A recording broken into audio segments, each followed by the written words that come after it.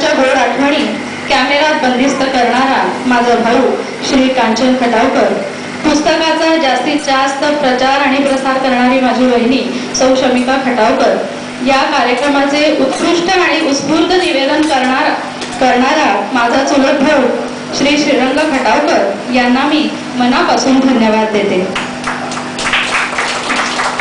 ज्यांनी मला सतत लिहित ठेवलं असे माझे शिक्षक, माझे नातेवाईक, आप्तेष्ट यांचे आशीर्वाद, मैत्रिणींचं प्रेम, त्यांनी वेळोवेळी माझ्या कवितांचं केलेलं कौतुक यामुळे माझा पुस्तक काढण्याचा आत्मविश्वास आणि उत्साह वाढला. त्यांचीही मी मनापासून ऋणी आहे. या पुस्तकात माझ्या कवितांना अनुसरून जी छान छान चित्र प्रियाने काढली आहेत त्यासाठी तिचे कौतुक आणि तिच्यासाठी या 4 ओळी.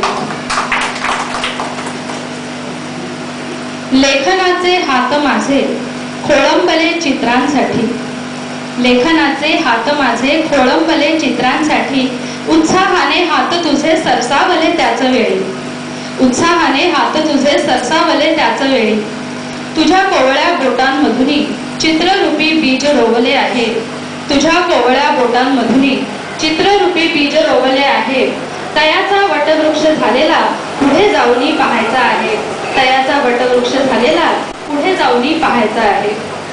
असं हे सगळ्यांच्या सहकार्याने तयार झालेलं, सामाजिक बांधिलकीच्या नात्यानं काढलेलं माझं पहिलंच पुस्तक माझ्या आईवडिलांना अर्पण करून आपणा सर्व रसिक वाचकांची मी ऋणी राहते आणि पूर्ण करते.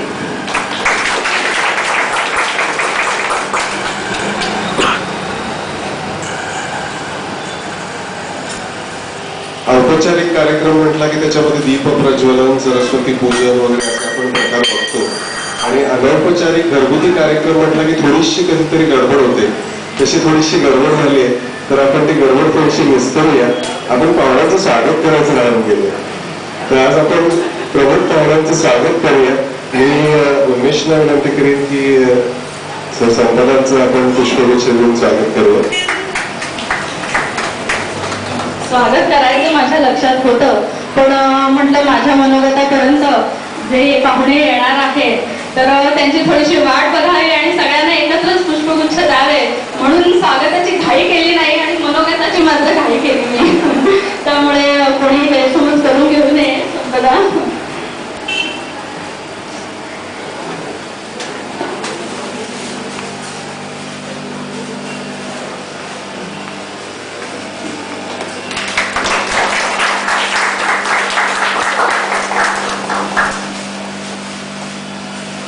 तसंच आजचं हे जे सुंदर पुस्तक आपल्या समोर आलंय आणि ठाण्यातल्या नवीन लेखकांना तसंच कवींना वाव देणारे प्राध्यापक संतोष राणे यांचाही मी सत्कार करायची विनंती करेन उमेश महाजन यांना.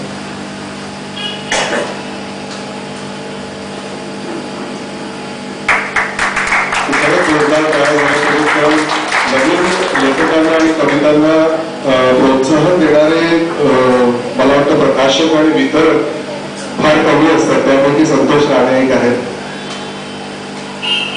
तसंच आज आपल्या घरगुतीच कार्यक्रम आहे, पण आज कलिकाचं हे पहिलंच पुस्तक आहे, त्यामुळे आपण कलिकाचं छोटंसं एक पुष्पगुच्छ देऊन स्वागत करूया. मी श्री राणे यांना विनंती करेन की त्यांनी कलिकाचं स्वागत करावं.